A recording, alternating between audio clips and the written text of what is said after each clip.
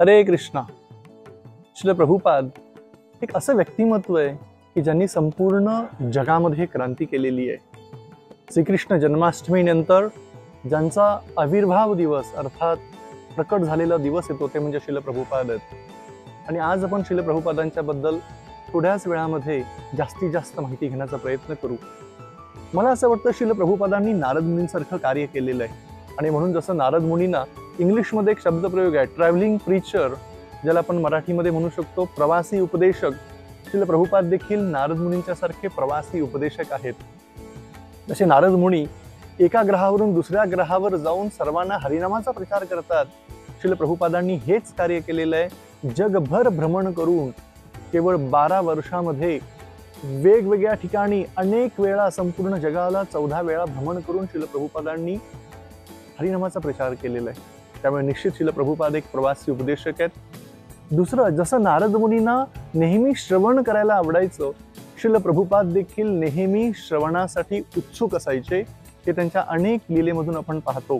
श्रील प्रभुपादांची त्यांच्या गुरुप्रती असणारी निष्ठा आणि त्या निष्ठेमुळे श्रील प्रभुपाद आज संपूर्ण जगभरामध्ये इतका मोठा प्रचार करू शकलेले आहेत. नारद महर्षी जसे अनेक जे कोणी राक्षस आहेत ह्या सर्वांचा ते उद्धार करतात. जसं आपण म्हणतो की भौतिक जगामध्ये पतित झालेल्या व्यक्तींचा उद्धार नारद महर्षी निश्चित करत असतात.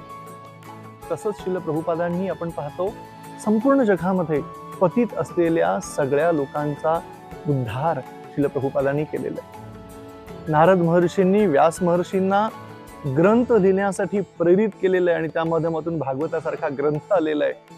आणि श्रील प्रभुपादांच्या जीवनामध्ये आपण पाहतो श्रील प्रभुपादांनी 70हून अधिक ग्रंथ लिहिलेले आहेत आणि ज्या ग्रंथांची छपाई 75हून अधिक वेगवेगळ्या भाषेमध्ये करण्यात आलेली आहे.